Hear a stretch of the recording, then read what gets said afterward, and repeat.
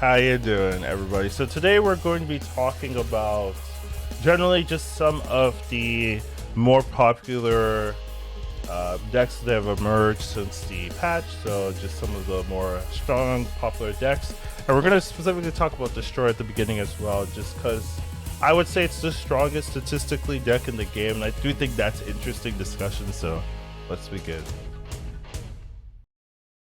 Alright, so how this video is going to go is we're just going to be talking about some of the strong and popular decks of this patch and just, my thoughts on them, just kind of a video about that kind of thing. Maybe you'll figure out something to play or anything like that. So I don't really have anything on this particular edge here. Usually this is like the format of the meta videos where I have like data from last time I made the video, but I didn't want to put that here. So first off, we do have Destroy. I do think Destroy is statistically at least the best deck in the format.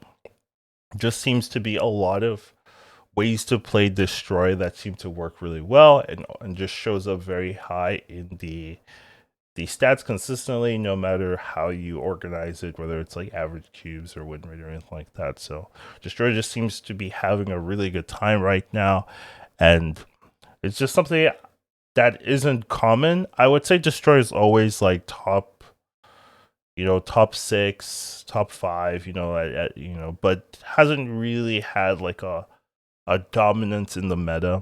And I still wouldn't argue like right now is a dominance in the meta, but it is like the best, even though it's not like that much, it's not like statistically that much better than like the next best thing or anything like that, but it is still interesting to talk about. And generally, like Destroy is an interesting it's an interesting discussion, at least to me, because I always think of Destroy decks as like a balanced deck. Like I don't think it's like problematic in the way that some other like strong decks are. Like when even the blob meta, like that is problematic because it causes a lot of problems in how you approach building decks or figuring out decks to play. Destroy doesn't really have a lot of those things that give it issues for the rest of the other archetypes in the game. Like maybe like Junk doesn't like Destroy and stuff like that, but you could definitely find decks that have a favorable matchup in Destroy. I do think right now there's a low amount of armor or Cosmo in the meta, where Destroy usually has problems with those type of cards. Armor in particular is a big, like, in the right scenario, insta win, but when you look at kind of decks people are being played, armor is not very popular, and Cosmo is even less so. So a lot of the like constraints that Destroy used to have to deal with is really not that common to see anymore. Destroy is also a very consistent deck. So it's a deck that's been around since pretty much the beginning of the game. It's an archetype that has gotten some iterations over time, and right now I would say like people have like 10 of the 12 they would never change or something like that. Like they have a very like structured format in how to pilot and play this deck. So it's just a very consistent deck. And the people that play Destroy are just like, they're Destroy mains, right? They just play Destroy, so they're very good at it. They know what to do. They know how to pilot it. And another like nice thing about Destroy is compared to some other decks where once you know you're gonna win, it's hard to really get people to stay on the board. Here you have some unpredictable final turns. You also have strong final turns, right? So cards like Death, right? Cards like Deadpool, even cards like Null in some scenarios, right? Like those cards aren't super predictable. If you're trying to calculate Null's power, you have to calculate all the destroyed procs that have happened in the game, right? And if you can't calculate that, you probably should be playing into Null in the first place, because like that means they've done a lot of things. But generally, like just how Destroy works, they do a lot of destroy targets, and sometimes it's hard to say, oh, do they have 16 power Null or like 24 power Null, things like that. So you have to be a little bit careful about that. And then they have the ability to get zero power deaths, and then you also have to think about X23 and the mana efficiency of that, and did they proc it, how many times did they proc it, how much mana do they actually have, in going into the final turn. So it's something you have to be like pay attention for if you're like AFKing playing the game, you might not, you might forget about all these like little intricacies they have. So it is something that can help you win more queues, or allow your opponent to stay in so that you could do your final play, things like that. Now, even though it's statistically the best, it's not by much, and I don't think destroy being like the best is a problematic thing. Usually what I've been hearing is that people like the meta after blob. Like blob is still is good, but its play rate and win rate has dropped down a lot, and it's now manageable, and there's just a lot more options in the game. And now this usually tends to happen anytime a meta deck has been nerfed. People start experimenting, trying to see what's the new hotness.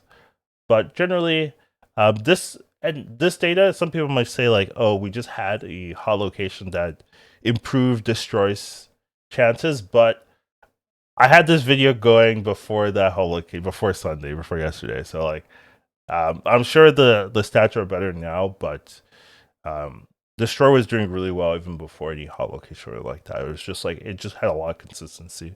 So it's just kind of interesting to see Destroy, but I actually don't think it's an issue. And I do wonder if the meta is going to change, like if people are going to start adding more armors or cosmos and stuff like that, but they don't seem to be very popular, especially with Kyra. A lot of people are just playing Kyra instead of Destroy, or instead of armor, and Kyra doesn't affect your opponent at all, so it doesn't hurt the Destroy decks, right? If you're playing that, where armor can open up that possibility in those matchups. So there's definitely some consideration to play armor if it's not too much of a hassle compared to like playing Kyra or anything like that. But yeah, definitely interesting here to see Destroy kind of shoot up, even though it's always been good. It's interesting to see it be like statistically the best, in my opinion. So yeah.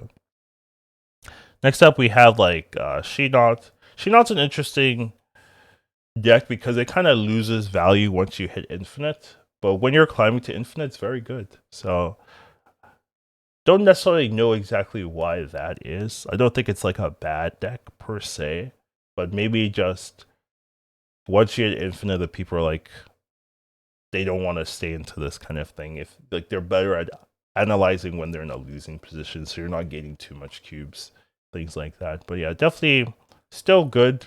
If you want to climb, this is definitely a viable list. Leech also does a lot of work in a lot of matchups. So this it's an easy card to play in this list and does a lot. So definitely a good list to play. Hasn't really changed too much. It still has the same kind of issue where it's better before infinite.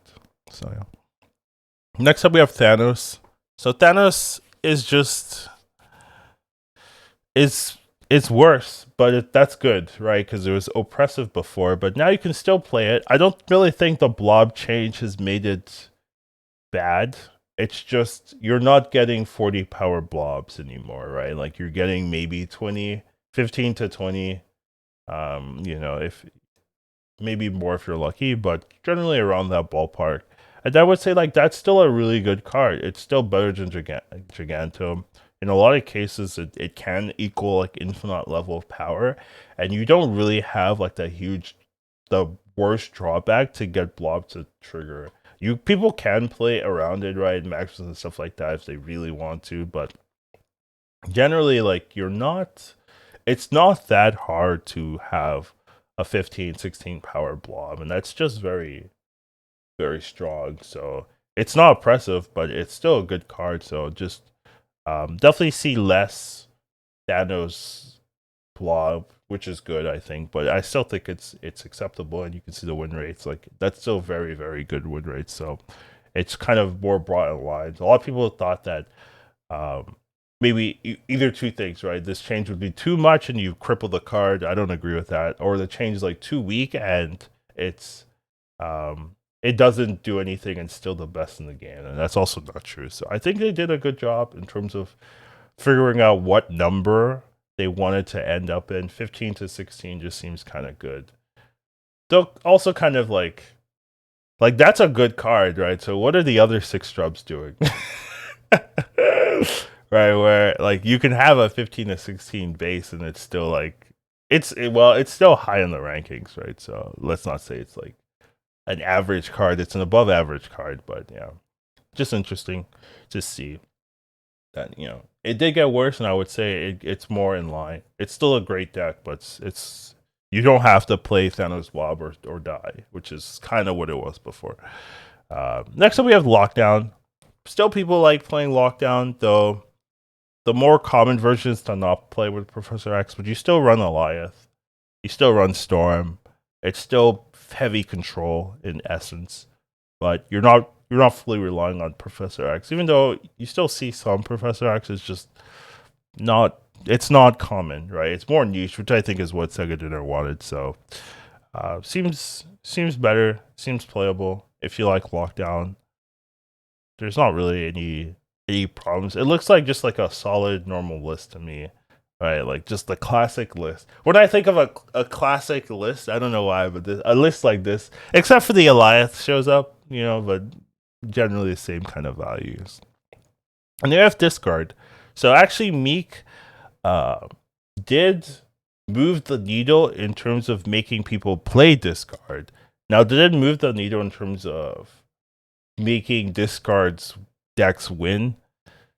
That's more arguable. I wouldn't really say that. I still think Meek is pretty weak and not something I would currently pick up or build around. The stats don't really suggest Meek being like a game changer or good enough to make you play discard, though people have been experimenting with it. You can kind of see the stats. Not super good, but it is interesting to see that you add a new card, people try it out, and its win rate isn't bad, right? It's not negative or anything, but it's not strong enough to say, oh, this is a meta presence. And I really haven't seen many discard decks. I think I've seen one since I've been playing, so not very common for me. And then we have Patriot as well. I think this is the last deck I'm really going to talk about. The other decks haven't seen too much play rate or so, and they're not notable for me to make in a video like this. But Patriot, I think it's because of Jeff Hooglin, who kind of promoted this particular list. This does remind me of some of the Patriot lists of old, where you're kind of relying on your last turn bombs. And I do like this kind of thing. You're taking advantage of the new Dazzler, which I think is a good card right now. Like, I think Dazzler's actually playable, so I like this list. I think it's pretty good. You can see the stats. Like, even this first list is the best list for Patriot right now if you're going to be playing Patriot, and it has tons of play rate. So you can say it's consistent. So not a bad list to play if you like playing Patriot. Patriot has not been common, so you could kind of just say like, this is like all Jeff's fault. Like, I don't think if we made this video or any post, it would have any player like this. This is like all Jeff effect here, so that's kind of cool to see. But yeah, definitely a solid list. I don't really have any problems with it, but it's kind of interesting to see. Like, this is one of the more popular decks in the game right now. Yeah. So yeah, I just kind of wanted to make a video about like some of the changes since the patch, and Destroy's doing pretty well. Now, I think you can easily build around this. Like, if a lot of people start playing Destroy, you could easily just add an armor and Cosmo, you're good to go, So there's definitely ways to deal with it. But right now, it's kind of unassuming, and not a lot of people are talking about it, though. I do think it's here. It's getting some recognition nowadays. So just kind of a short little video I wanted to make. Hope you guys had a nice, wonderful day, and I'll see you in the next one. Educated Colin Snap. Once you watch him, you won't go back. He'll teach you to marvel snap. Your skills will be